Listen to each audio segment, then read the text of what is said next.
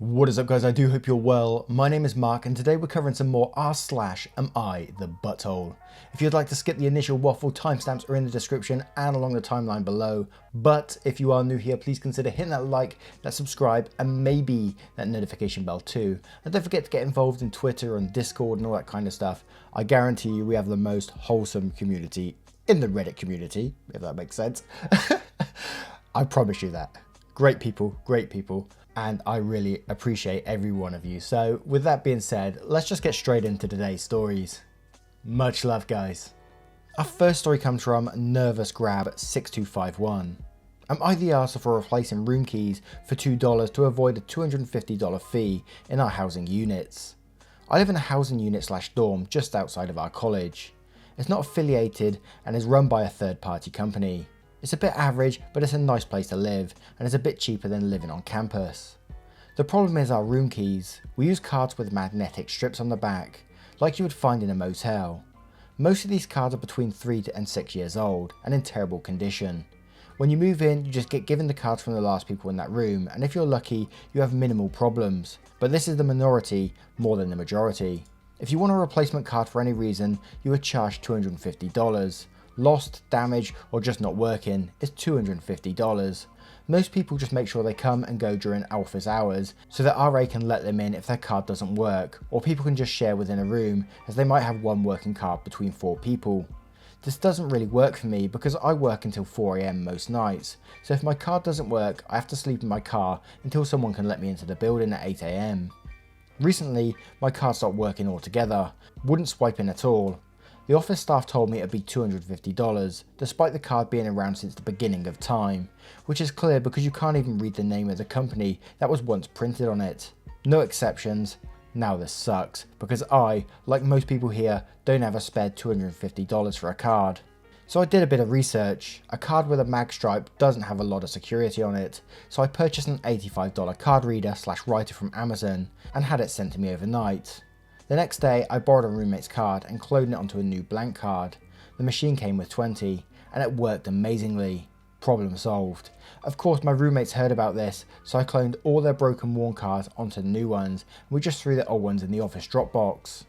This spread like wildfire, and when everyone started coming back after COVID restrictions, I was the go-to person for card replacements. I charged people $2 for the card, $1 to help me pay off the machine and $1 for the blank card, and then just threw the damaged cards in the office Dropbox as well. The building administration caught on after I had done about 50 cards and asked to speak with me. They gave me a massive lecture how I was depriving them of much needed income during a pandemic, and that was a security issue that I was cloning cards, and said I need to stop what I was doing and they will be the only people who can provide cards. I thought I was doing something good and helping people out who couldn't afford the replacement. But the lecture the administrators gave me got me thinking that I may be the arsehole, as they're pretty good to us otherwise. They may be pretty good, but they're fucking robbing you. $250 for a replacement card? Are you kidding me? When you can buy that thing from Amazon and you're giving them out for $2, it just shows how much of a profit they're making from that little scheme they got going on there. And they're not replacing the card at the beginning of the year, the beginning of the lease, which makes them the arseholes anyway. They can't do that and they expect you to pay $250 because they know they're going to get it at some point down the line, right? Not the arsehole in my opinion, just because they're robbing you of that. I mean, if the cards were a lot cheaper then maybe, but you know, as you say, you could make them for $2 pretty much, so there's that. Let's have a look at the comments below to see what we can find. Elfitch47 says, not the arsehole. The fact that they're not replacing the cards at the beginning of a lease and using card replacement as a form of income shows you're not the arsehole. If they replaced the cards at the beginning of a lease and then had a replacement charge as a way to discourage loss or theft, then you would have been the arsehole. Andrew Poland 55 says, $250 is robbery for magnetic cards. I'm no lawyer, but that doesn't even sound legal. Cards like that are supposed to be disposable and easily replaced. You put it next to your phone, bam, dead. Next to a magnet in your wallet, boom, dead. Not the arsehole, and you need to look into that more. You're still paying rent, right? They're making money. Pandemic my ass. New clever username says, not the arsehole, more like MVP. $250 to replace a card that didn't work to begin with. Now, I'm going to turn this one to you guys. What do you guys think of this story? Let me know in the comments below, and don't forget to vote on that poll in the description for story 1. And our next story is from Daughter and Husband. Am I the arsehole for refusing to allow my husband to apologise to our daughter for ruining her life? My daughter 19 is going through a tough time. On top of the obvious difficulties of the pandemic, she has been struggling with depression. Her classes are all online, so she lives with us. My husband and I are both working from home, so we're very involved with her day to day. We do our best to engage her, family walks, game night, cooking together, but she is still feeling pretty down. She sees a therapist online, but I'm not privy to how that is going. In the last couple of days, she's been displaying a lot of resentment over her childhood. I'm specifically talking about ages 12 to 14. During those years, her father, my husband, was diagnosed with prostate cancer and was going through aggressive chemo. He has recovered enough to live a normal life. I won't lie, those were tough years for our family. My daughter is an only child and was used to our full attention and engagement. It was a hard transition for her to have her father not be able to care for her like he used to, and myself to have to split my time between her and my husband. We had a lot of support from our family and were able to maintain her lifestyle with their help. She didn't have to quit any teams, she never missed school. I do acknowledge that emotionally there was a damage, so we did family therapy for years. Yesterday she was in a bad mood. During dinner I asked her what was going on, and she went into this explosive rant about how many issues she developed due to us. Apparently we're responsible for her grades slipping, her relationships failing, her weight gain, etc. She tied it all back to missing her crucial development during the years where her father had cancer. At one point she says something like, "Has it ever occurred to you that maybe you should apologise? You basically deprived me of her childhood." My husband says, "I'm sorry honey, I could have done better, and I could have done more for you." I shut that down and told her, "No, you're not going to guilt your father into apologising for having cancer. This is unacceptable. You need to accept that life is not fair. There is very little we can do about it. Go to your room and calm yourself down." She told me to go fuck myself and went to her room. My husband and I have been arguing about how this was handled. He thinks that an apology is not a big deal, and he was hurt by what she said, but that he could take it. I think she is looking for someone to blame for her current unhappiness, and that we, as her parents, are easy targets. I also know that my husband already feels a great deal of guilt for putting our family through so much turmoil. I love my daughter and want her to be happy. At the same time, I do believe she is at an age where she needs to take on personal accountability. Am I the arsehole here? Edit, I'm shocked by the amount of comments and cannot read them all. Thanks to everyone who commented, and double thanks to those that awarded the post. I do want to say that while the concern for my daughter's mental health is encouraging, there is a rather harsh dismissal of my husband's mental health here. As a society, I think men are expected too much to just suck it up and take it on the chin. My husband struggles with his health, the possibility of cancer returning, and his own depression. I value my daughter's mental health, don't get me wrong, but I don't value it above my husband's. I thought that she was extremely damaging to him, and I reacted to that. I do regret the harshness, but not the message. Now, I was a bit cheeky on this one. I did read a couple of comments beforehand, so we're going to go straight to those in this one because I think the comments say it better than I could. Not the arsehole, your daughter is an adult and as you said, needs to learn that life is not fair. Your husband did not choose to get cancer, or the timing of it. Depression is awful and I'm glad your daughter is seeing a counsellor, but it may be worth her visiting her doctor and seeing if there is more that can be done. Hang in there mama, but don't feel guilty or let your husband feel guilty either. The last Baslope says, Baslope? I don't know if I got that right. Not the arsehole, your daughter needs to learn to take responsibility for her own shit instead of blaming others, especially when it's something out of everyone's control, and the fact that she is so entitled at 19 that she thinks she's owed an apology for her dad fighting for his life against cancer is a really bad sign for how she will handle adult problems. Point out to your husband that letting your daughter think that the world owes her shit will mess her up in the real world, so learning to accept that shit happens and no one owes her fuck all when it does is an important lesson she needs to learn. She should look into more therapy. And Magetti says, your daughter is trying to avoid improvement by telling herself two self-destructive things. One, that she is somehow irreparably harmed, so it's not worth trying to do better. And two, it's her parents' fault, thus she is not responsible for her own mistakes. This is not the path to health. You can apologise for the ways you or your husband did not handle yourselves well during his illness, but you are completely right that you cannot allow her to follow a line, thinking where she gets to tell herself that her life is ruined because her dad got cancer. Now, I'm going to turn this one to you guys. What do you guys think of this story? Let me know in the comments below, and don't forget to vote on that poll in the description for story 2. And our next story is called, Am I the arsehole for telling my wife to do it herself after she volunteered me to help my neighbours again? I am a 28 male and my wife is 26 female. Not sure if it's relevant, but it seems to be common to mention this. We also have a 6-year-old son and a 4-year-old daughter. Now I work a lot, house and prices are very high here, especially in the location we live. I work in IT, so I make quite a lot, but regardless, it is a struggle and I often find myself working overtime to get some extra pay and of course climb up the ladder. My wife is a stay-at-home mum and is active in the kids' school and the neighbourhood.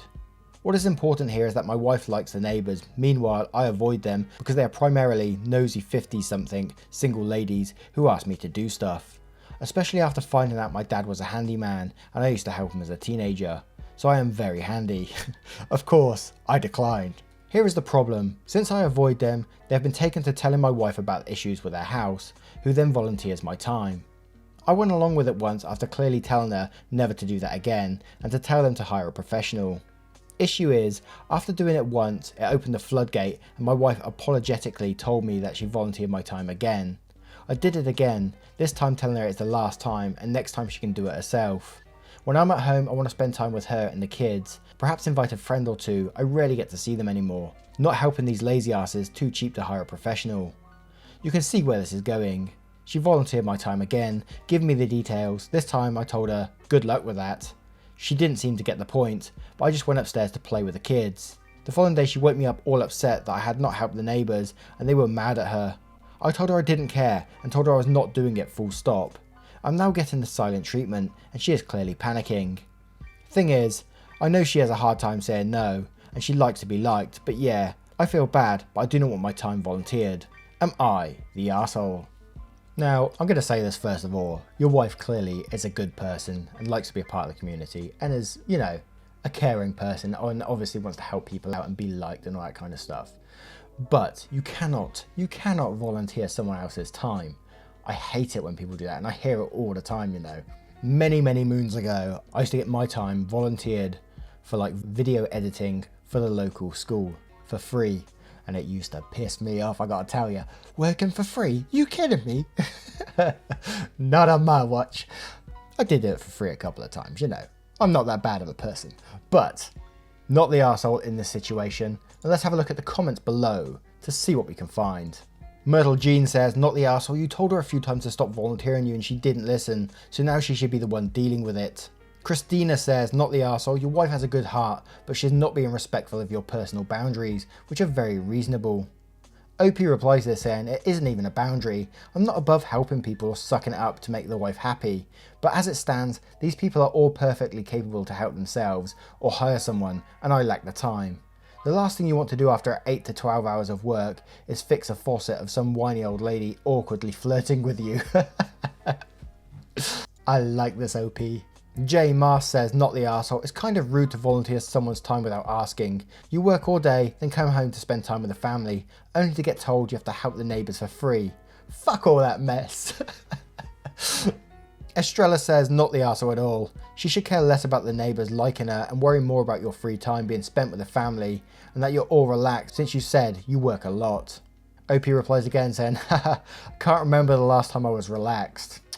Poor OP. Now what do you guys think of this story? Let me know in the comments below and don't forget to vote on that poll in the description for story 3. And our next story is from a throwaway account. Would I be the arsehole for dividing money meant for just my son between all 3 of my adopted / stepkids? A few years ago I got pregnant and married the father, who was such an awful husband / father that when we split up, I not only got custody of our shared biological child, but I also got custody of his 2 biological kids, who have no relation to me. They have different birth mothers who were never involved with the kids and have allowed me to take sole guardianship. Guardianship of the kids was first offered to the bio mother and father's extended families, and everyone refused. I'm saying all of this to establish that I'm the only family these kids have, and their bio families will never be involved. I love all 3 of my kids, and they see themselves as regular siblings and see me as their mother, despite knowing the truth. I've known the older kids since they were 6 and 18 months old, and my kids are now 4, 6 and 7. My grandparents, the kids' great-grandparents, are all aware of this and I always seem to love all 3 of my kids and treated them equally. However, I went to see them recently and they gave me a check for 40 grand. They explained that they've sold their house, downsized and made a massive profit, and my dad recently came to them asking for some money while my brother is getting married next year. And they know that with the current situation I've been having some money problems, so they've essentially given out their inheritance early. They said my brother got 20 grand, so 20 grand of it is for me and the other 20 is for my 4-year-old. They want me to put in an account with interest and let it sit until he's old enough. They left the details to me. I asked about the other kids and they responded that all 3 kids will get the same amount in the will when my grandparents actually pass away. But this was a bonus for my 4-year-old because my older 2 have their real families to help them out. I reminded them that the older 2 don't have any other family, and they said they weren't going to justify themselves, so either take the check or don't, but don't argue. I took the check and left. This feels incredibly unfair to the older kids, and I can only see it causing issues as they get older. I can't give them 20 grand each to make up the difference, as I just don't have that in savings, even when taking into account the money my grandparents gave me. I feel that the fairest thing to do would be to split the money between all 3 kids and give them the account/fund each and just not tell my grandparents about it. However, my brother called me to ask what I'm going to do, and when I told him what I was thinking, he said that he would go directly against our grandparents' wishes and be incredibly unfair to my youngest, and that not telling them would make it look worse when the truth inevitably comes out. Would I be the arsehole? Info, forgot to mention we're in England, so medical bills and college funds aren't such a huge concern. And there is an update which says, I'm giving the money back, I can't win here. If I split the money, that's unfair to the 4-year-old. If I don't split it, it's unfair to the other 2. Best way to avoid later issues is just to remove the money from the equation. This is a tough one, and we've had a similar story like this before, where their inheritance they wanted to get split between several people and all that kind of thing. I think in this one your grandparents did say they would be included in the final will, and this is just a bonus, so I don't see it as a massive thing, you know. I think further down the line they are going to get a lump sum of money by the sounds of it.